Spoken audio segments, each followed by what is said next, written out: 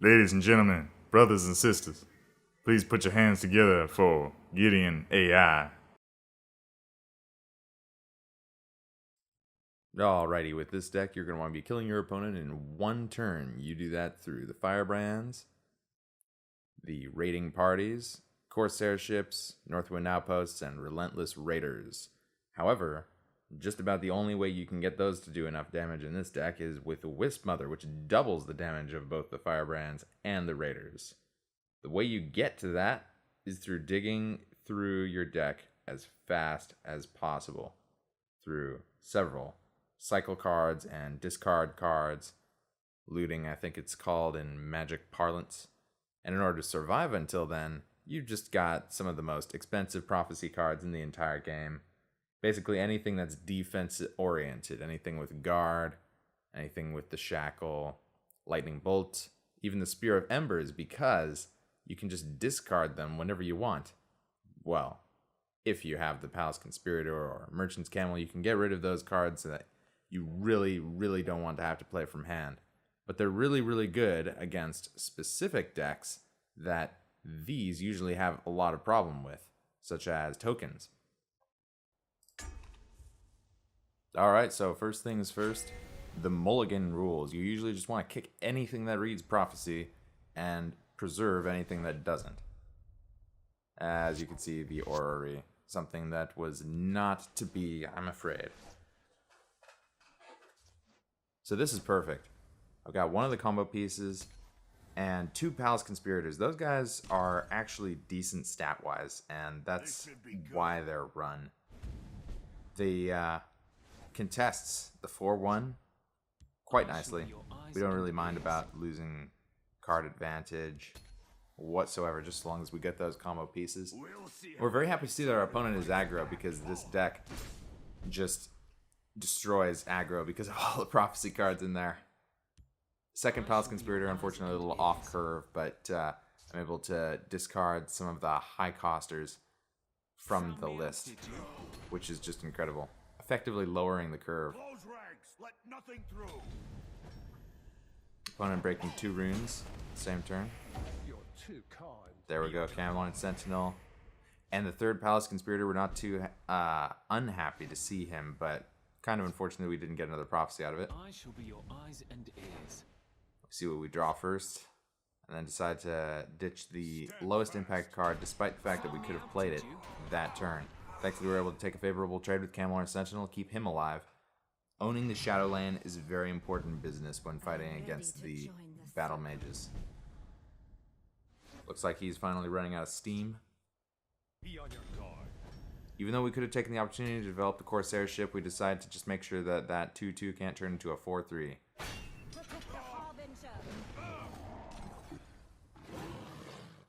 Afflicted Elit. We have not been hitting him in the face, so it's impossible to break his own runes even with 2 Afflicted Elits.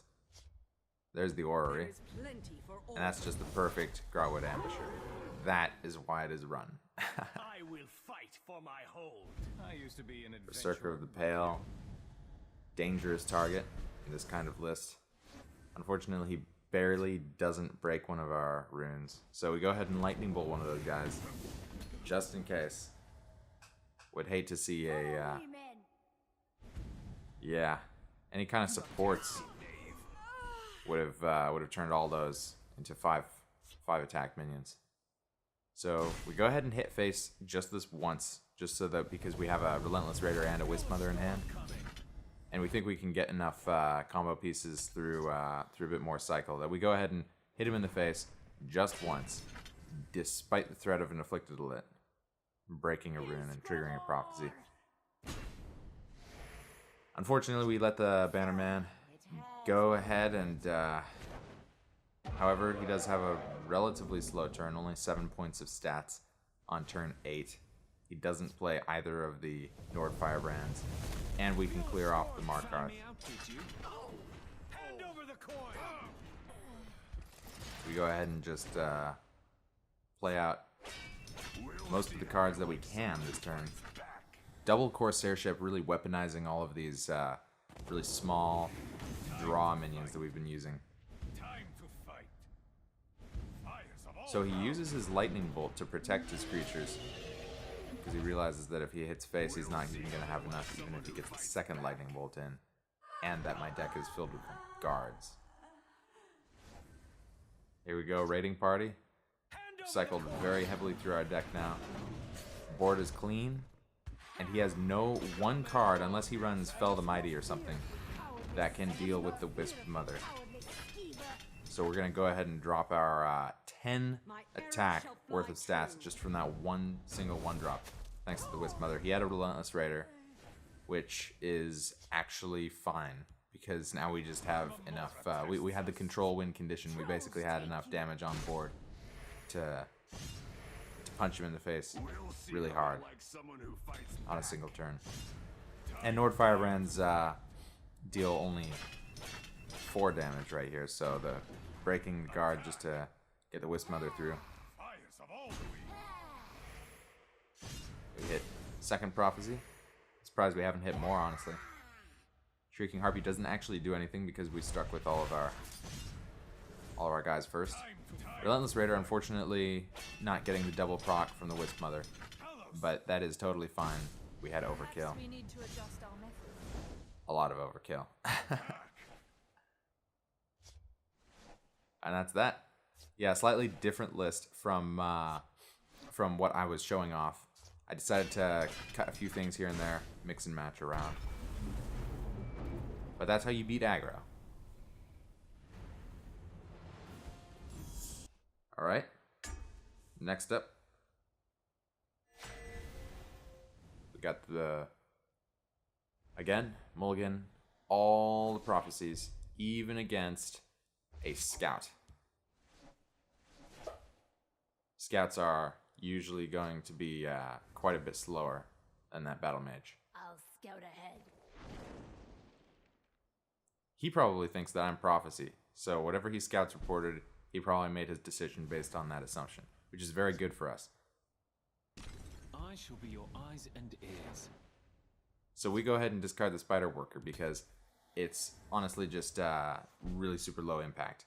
With the Corsair ship up, less so, but we really don't want to discard anything in our hand. If we draw Wisp Mother, say, then we'd be really, really unhappy. So we just decided to hold back the Palace Conspirator and develop something else. Now we've got the Corsair ship up and running. Value machines. Claws are sharp and thirsty. Teach you to miss. He puts down a fairly non-threatening minion in the right lane. We don't even really have to play anything into these, but we know that he probably has some kind of movement ability. So we go ahead and discard the lowest stat line minion, as well as it being blue, because the red minions can take advantage of the Northwind Outpost. Treeminder really screws up our trade right there, as does the Far Defender. It's really bad to see that he has a 1/4 guard prophecy in his deck, because that means that when we actually push for lethal, it's going to be a little bit harder. So we ditch everything with prophecy and just pick up the combo piece. Every Firebrand counts. Basically, due to Wisp Mother, any individual Firebrand in the deck qualifies as a raiding party, because you double it. Finish off. Just to clear a 1 health minion.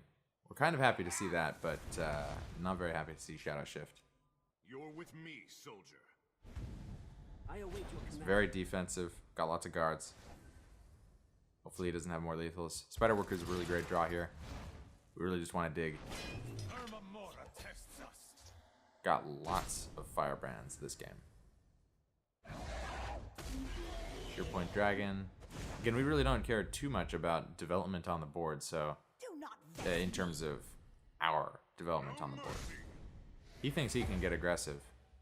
We'll see how they like. So we go ahead and build up in the right lane just to kind of make him feel threatened. There we go.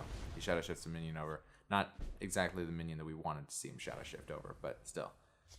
Wow, 3rd raiding party. That's a lot of Firebrands.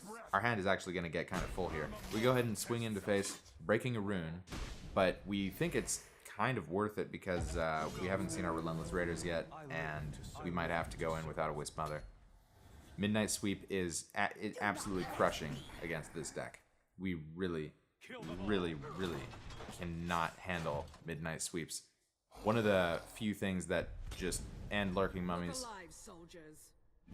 These kinds of decks are one of the few decks that actually win consistently against the OTK, Firebrand based OTKs.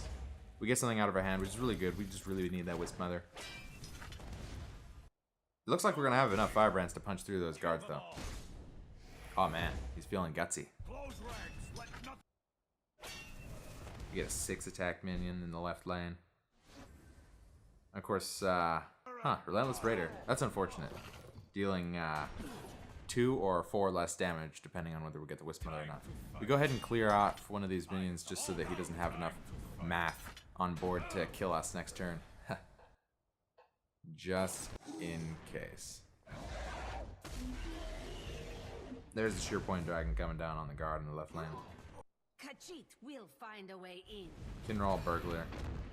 Very, very unfortunate if that minion gets an attack in. Plenty for all. So we're holding on to quite a bit of damage in our hand now. But again, the Relentless Raider doesn't deal as much. We get another Nord Firebrand at 2 health. So Spider Worker is the play here. Just to see what we can get. Spear of Embers. It looks like we can just go in. Thanks to that. Relentless Raider. We'll get that extra 3 damage. And the Spear of Embers as well. We could potentially skip a rune by upping one of our Firebrands to 6 attack. Hopefully we don't hit any of those nasty prophecies. There's one. Puts it in the right lane. But we don't care. We just sacrifice our own guys. And here's a really bad misplay. If he had gotten a guard, then I would have lost the game on the spot. I could have skipped the rune with the Spear of Embers. Really bad move.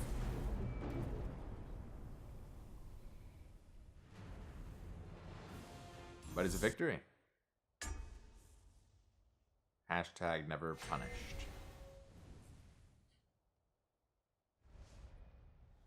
Alright, so we're up against a Sorcerer. Probably mid-range or control Sorcerer. This is not very common these days, though. Or at least it wasn't common at the recording of this video. Ever since that Reddit post, maybe it's going to get a bit more popular. But we've got Fate Weavers. Fate Weavers are very good in the mid-game, just for cycling through the deck and getting huge amounts of tempo while doing so.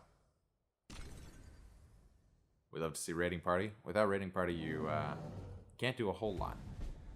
So he thinks we're Prophecy, Battlemage, aggro. And so that's perfect. He tests, we trade. He's probably a little bit confused. But I guess he doesn't feel the urgency to remove minions. He could have firebolted that, but he thinks he'll just take a favorable trade. So we go ahead and just keep throwing up blockers in the way. We make the trade because we know he's holding a firebolt. But he's just going to stay on curve, save his ring charges. We almost have the Fate Weaver. But we're now off the board. So we're just going to throw it on our very low tempo again. And never play Raiding Party if you can play a Northwind Outpost instead. If you break a rune and get a strength minion, then you're going to have a lot more value that way. From just having an extra card in your hand. You're not going to play any Firebrands until the combo. That's one of the differences. Major differences between this deck and the other Firebrand-based OTK lists is that you often have to use the Firebrands just to defend yourself. And so he's going to go ahead and break a rune. We get a Lightning Bolt, which is really great.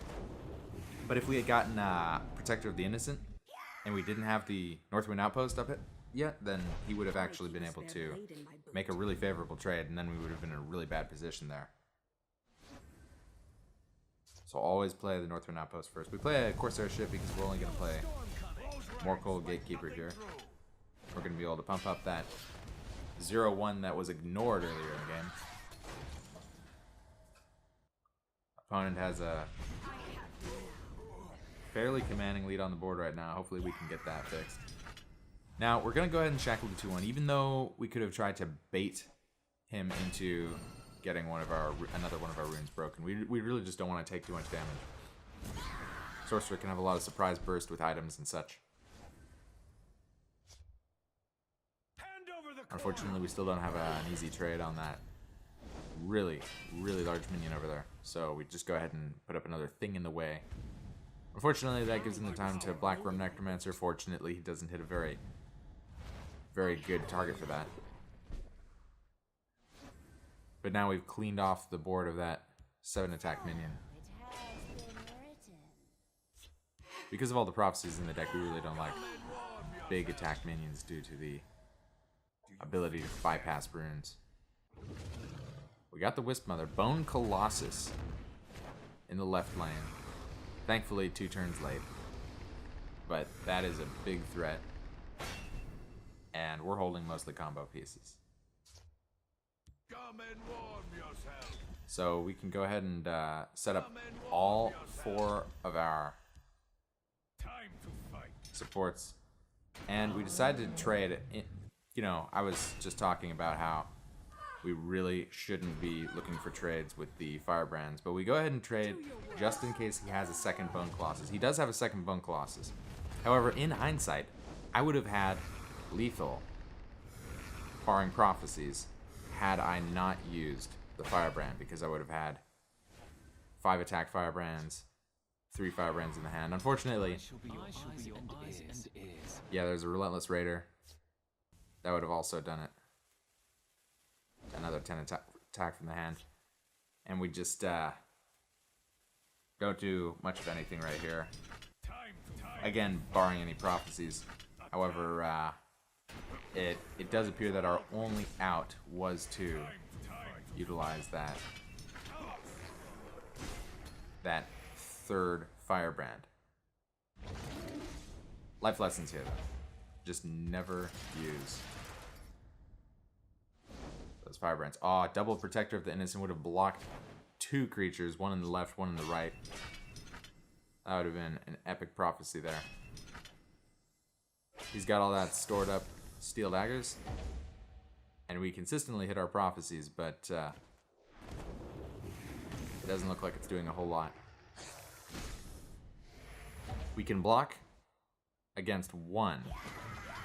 We go ahead and get the duplicate, swap out one of our 0/1 minions. We can block against 1 lightning bolt thanks to that prophecy, but he has 2.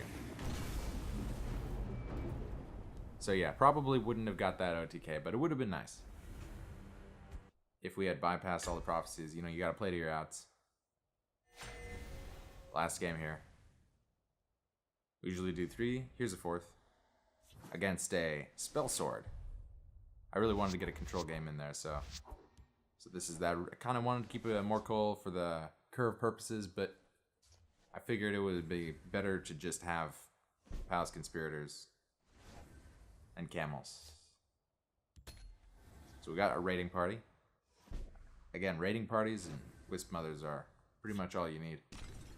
Be on your guard. Go ahead and use the ring out on the Camelorn Sentinel, just because there's not a whole lot to use the ring for in the later game when just about everything costs 5, 6, or 7 at the top end. Imperial Camp. So a guard Spellsword of some kind.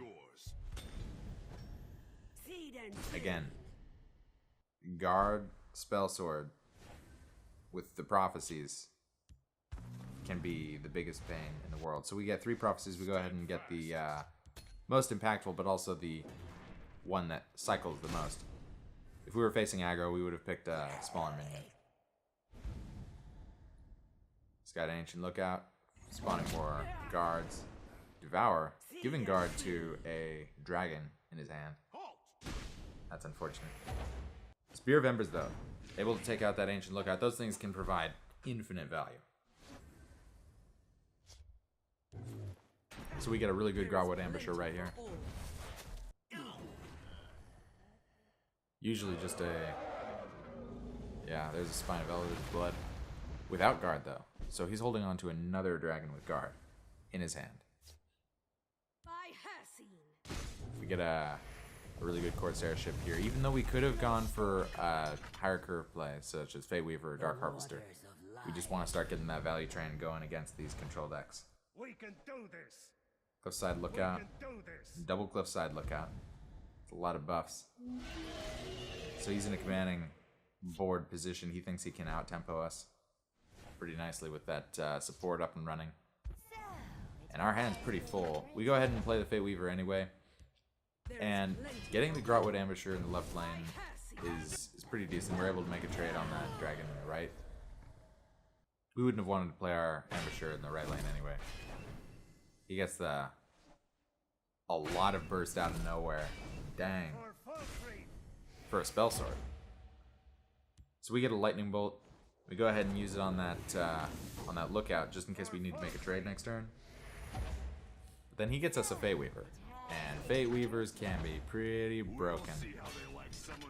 So we're able to...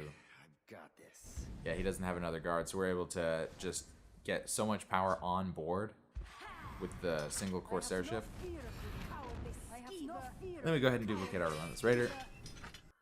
And just go all face. There's not much stopping a board of that much power.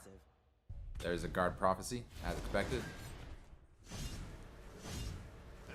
However, it's a pretty small one, and that's game. Only needed the 10 damage from the hand. In conclusion, this deck really, really, really tries to beat aggro very, very much. With all the prophecy cards, and specifically the prophecy cards that interrupt enemy movement and decisions on their turn. So none of the Greystone Ravagers or Circle Initiates or Lurking Crocodiles or Mystic Dragons, even despite how powerful that tempo would be. Because we don't really care too much about tempo. Our card slots have to be either those, or the cycle, or the combo. Like I said in the video, this deck is the only Firebrand-based combo deck that actually basically doesn't ever use its Firebrands for trading. So that means that when you get the Wisp Mother, you probably have enough Firebrands and supports up to go ahead and take out your opponent in one turn. Unfortunately, the support factor makes it very vulnerable to Shadowfen Priests. I haven't seen a whole lot of Edicts of Azura lately, but Shadowfen Priests, especially with Solitaire, are a huge problem for this deck to beat. At that point, you really just gotta dig as fast as possible for your supports. I've never had to discard a Wisp Mother for a support, though. Although sometimes you end up with 2 Wisp Mothers, or 3, and then you can actually feel free to just tempo one out. Just drop it on the board, because it's honestly doing nothing in your hand. The only time you're ever going to use it for real purposes is for comboing your opponent out of nowhere.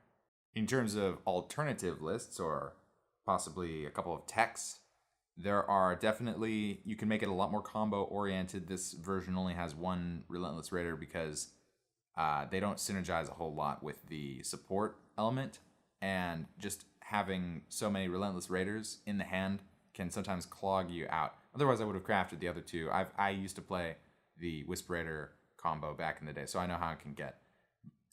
But if you want to get super combo oriented, you can go ahead and put those 3 Relentless Raiders in there, and the close calls even.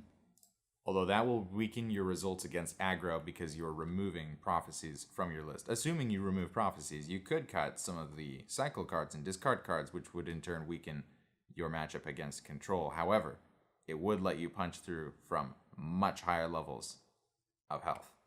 So it'd probably hurt your aggro matchup more. But if you're seeing a localized meta, or just a general meta that has lots of control everywhere, then that kind of list would probably do pretty well. Studious Greybeards are also a decent shout. They're pretty good at discarding really crappy prophecies, so that could definitely work, especially with Corsair ships turning them into 1/4s. And if you have any questions about the deck, feel free to ask away in the comments below. And remember, go crazy.